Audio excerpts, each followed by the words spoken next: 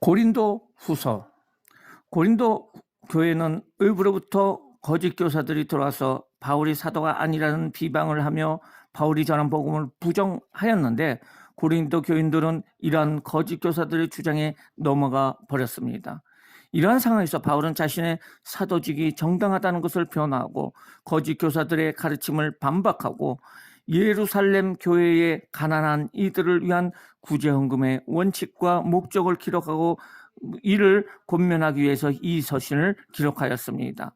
저자는 사도 바울입니다. 특징은 고린도 후서는 바울 서신 중에서 바울의 인간적인 모습을 가장 잘 나타낸 서신으로 개인적이고 자서전적인 내용이 많이 있습니다. 고린도전서에 비해 고린도후서는 비조직적이며 주관적이고 감정적입니다. 금은 형식의 단편한 교훈이 많습니다. 내용을 분해하도록 하겠습니다. 사역에 대한 바울의 설명이 1장서부터 7장까지 나오고 있고요. 헌금에 대한 바울의 권면이 8장, 9장에 나오고 있습니다. 사도직에 대한 바울의 변론이 10장서부터 13장까지 나오고 있습니다. 사역에 대한 바울의 설명은 바울의 간증, 바울의 사역, 그 다음에 바울의 권면으로 나타나고 있고요. 헌금에 대한 바울의 권면은 헌금의 원리에 대해서 이야기를 하고 있고요. 사도직에 대한 바울의 변명은 바울의 사도성과 맺는 말로 맺혀지게 됩니다. 큰 첫 번째, 사역에 대한 바울의 해명입니다. 첫 번째, 바울의 간증입니다. 바울은 자신이 하나님의 뜻으로 말미암아 그리스도 예수의 사도된 자를 단 사실을 밝히며 고난 중에 하나님만 의지하는 방법을 배웠고 고난 때에 하나님으로부터 받는 큰 위로에 대하여 감사를 합니다. 바울이 환난당하는 것은 자신의 유익을 위한 것이 아니라 믿는 형제들이 격려하고 그들로 하여금 구원에 이르도록 하기 위함이라고 말해주고 있고요. 화해를 위한 바울의 해명입니다. 바울이 고린도 교회를 방문하려던 계획을 이행하지 못하자 이에 대한 바울은 자신이 불신자들처럼 변덕스러운 사람이 아니라 고린도 교인들을 사랑하고 아끼는 마음 때문에 연기했음을 밝히고 있습니다. 두 번째, 바울의 사역입니다. 새 언약의 일꾼인 사도입니다. 바울은 옛 언약에 기초한 유대교보다 새 언약에 기초한 그리스도교가 월등하며 옛 언약의 모세 직분보다 새 언약의 사도 직분이 더 우월하다고 강조했습니다. 참 사도는 예수 그리스도를 인한 새 언약의 일꾼이라는 것입니다. 옛 언약과 새 언약의 비교입니다. 옛 언약은 먹으로 쓴 것이나 그 새 언약은 살아계신 하나님의 영으로 쓴 것이고, 돌판에 쓴 것이나 옛 언약은 돌판에 쓴 것이나 새 언약은 마음판에 쓴 것이고, 옛 언약은 율법의 조문의 계약이지만은 새 언약은 영의 계약이며, 옛 언약은 죽게 하는 율법 조문의 직분이지만은 새 언약은 영광이 넘치는 영의 직분이며, 그리고 옛 언약은 정죄의 직분이지만은 새 언약은 의의 직분이며, 옛 언약은 없어질 것이지만은 새 언약은 영원할 것이고, 옛 언약은 숨겨진 거지만은 새 언약은 드러난 것이라고 말해주고 있습니다. 고난의 사도 바울은 고난을 받으면서 고난 가운데서 더 크게 나타나는 하나님의 놀라운 은혜를 알았기 때문에 낙심하지 아니하고 항상 감사하였습니다. 바울은 이 땅에서의 고난이 크면 클수록 영원한 저 하늘에서의 영광이 더 크다는 것을 알고 있었습니다. 바울은 믿는 자들을 질그릇에 담긴 보배로 묘사하고 있습니다. 믿는 자들은 흙으로 만든 질그릇처럼 깨어지기 쉽지만 그 안에 담긴 복음의 능력을 인하여 쓰임받게 된다는 것입니다. 하나님께서는 귀한 보배인 복음을 질그릇 같은 우리 안에 담아준 이유는 복음의 능력이 전적으로 하나님께 있음을 나타내기 위함입니다. 하나님께서는 우리로 고난을 통과하게 하시되 결국 값진 승리를 하게 하십니다. 부활의 증인은 사도입니다. 바울은 세상의 장막이 무너지고 하늘에 영원한 집이 있음을 알고 있으므로 고난 중에 기뻐하였습니다. 바울은 훗날 주님의 심판대 앞에 서게 됩니다. 그러므로 그리스도 안에서 새로운 피조물인 우리는 이 심판에 대비하여 주님을 기쁘시게 하는 삶을 살아야 된다는 것입니다. 땅의 장막과 하늘의 장막을 비교를 하면은 공간적인 차이로서는 땅의 장막은 땅이고 하늘의 장막은 하늘입니다. 시간적 차이로서는 땅의 장막은 일시적이고 탄생으로 주어지나 죽음으로 가치가 없습니다. 그러나 하늘의 집은 영원하며 재림시에 주어지고 영원한 가치가 지속된다는 것입니다. 질적인 차이로서는 땅의 장막은 육적이고 세속적이고 고난 중에 거하고 초라하나 모든 사람에 주어지지만은 하늘의 집은 영적이고 기쁨과 은총 가운데 거하게 되고 영광스러우며 성도들에게 주어진다는 것을 말해주고 있습니다. 세 번째, 바울의 권면입니다. 바울의 권면. 바울은 지금이 은혜 받을 만한 때요 구원의 날이라고 선포하면서 세상 모든 사람들에게 하나님과 화목할 것과 거룩하게 살 것을 권면하고 있습니다. 바울이 보여준 모범과 결말에 대해서 보면 외적인 고난은 환난, 궁핍, 고난, 매맞음, 갇힘, 난동, 수고로움, 자지 못함, 먹지 못함인데요.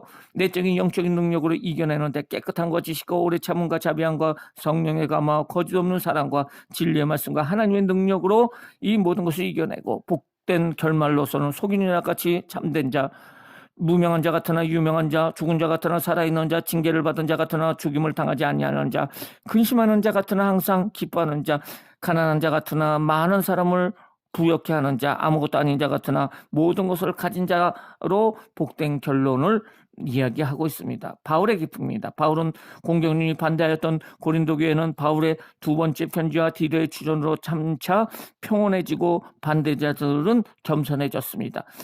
고린도 교인들의 변화된 생활로 인해서 바울은 내가 우리의 모든 환난 가운데서도 위로가 가득하고 기쁨이 넘치는도다라고 고백을 하고 있습니다. 큰 두 번째, 헌금에 대한 바울의 권면입니다. 첫 번째, 헌금의 원리입니다. 헌금의 모범.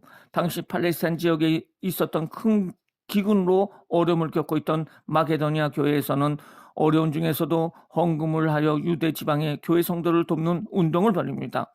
바울과 고린도 교회 사이에 문제가 다시 정상화되어 헌금 문제를 거론할 수 있게 되자 바울은 마게도니아 교회의 모범을 이야기하고 고린도 성도들도 구제헌금에 적극 동참할 것을 권면합니다.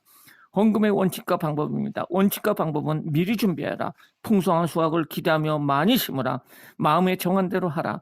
인색함이나 어리석음으로 억지로 하지 말고 기쁜 마음으로 하라. 하나님의 복은 풍성하게 하시고 의의 열매를 더하게 하신다고 말해주고 있습니다. 큰 세 번째, 사도직에 대한 바울의 변명입니다. 첫 번째, 바울의 사도성입니다. 사도직에 대한 변호. 고린도 교회 외부에서 들어온 바울의 대적자들은 사도직과 그가 전한 복음 전체에 걸쳐 문제가 있다고 비방을 합니다. 바울은 자신이 소유한 무기는 육신의 방법인 인간의 지혜나 추천서의 힘이 아니라 오직 어떤 경관진도 무너뜨리는 하나님의 능력이라고 밝히고 있습니다. 참 사도는 하나님이 정하신 범위 안에서 일하며 다른 사람의 열매를 자기 것으로 취하지 않는다고 규정하면서 바울은 자신이 자랑할 것은 예수 그리스도밖에 없다고 고백을 합니다. 바울의 자랑, 바울이 대적자에게 보여주고자 한 자랑거리는 복음을 전하면서 받은 고난과 자신의 연약함이라고 할 수가 있습니다. 거짓 사도가 주장하는 사도의 표에 대한 바울의 변론입니다. 그들은 담대하나 나는 담대하다. 그들이 히브리냐 나도 그렇다. 그들이 이스라엘이냐 나도 그렇다. 그들이 아브라함의 후손이냐 나도 그렇다. 그들이 그리스도인일 거냐 나는 더욱 그렇다. 진정한 사도의 증표에 대해서 수고하고 애쓰고 여러 번 자지 못하고 줄이고 또한 목마르고 굶고 춥고 헐벗었다. 옥에 갇히기도 하고 더 많이 하고 매도 수없이 맞았고 갖가지 위험으로 여러 번 죽을 뻔했다. 바울은 14년 전에 셋째 하늘로 올라가 낙원에서 놀라운 환상과 계시를 보고 말로 표현할 수 없는 기이한 말을 들었다고 고백을 합니다. 이는 특별한 신비 체험이 부족하다고 비방하는 대적자들에 대응하기 위한 간증이었습니다. 하나님께서는 바울이 여러 계시로 인해 잠잠하지 않도록 그의 육신의 가시를 허락하였다는 것입니다. 두 번째, 맺은 말. 고린도 방문에 대한 계획. 바울은 고린도를 세 번째 방문하라고 계획하며 용서와 화해를 이루는 방문이 되기를 바라고 있습니다. 마지막 권면과 인사. 바울은 세 번째 방문이 두 번째 방문과 같이 가슴 아픈 사건이 되지 않기를 바라면서 앞에 당부해온 권면을 재차 반복합니다. 바울은 범죄자들에 대한 처벌에 대하여 그들이 꼭 선을 택함으로써 바울에게나 하나님께나 기쁨이 되기를 간절히 바라고 있습니다. 마지막으로 바울은 고린도 성도들에게 너희는 믿음 안에 있는 너희 자신을 시험하고 너희 자신을 확증하라고 말하고 있고요. 성부와 성자와 성령의 이름으로 축도하며 고린도후서를 마무리하고 있습니다. 고린도후서의 적용과 실천입니다. 하나님께서는 우리의 고난을 통하여 하나님을 의지하는 법을 가르쳐 주십니다. 고난에 대해 우리는 어떠한 태도를 취하고 있습니까?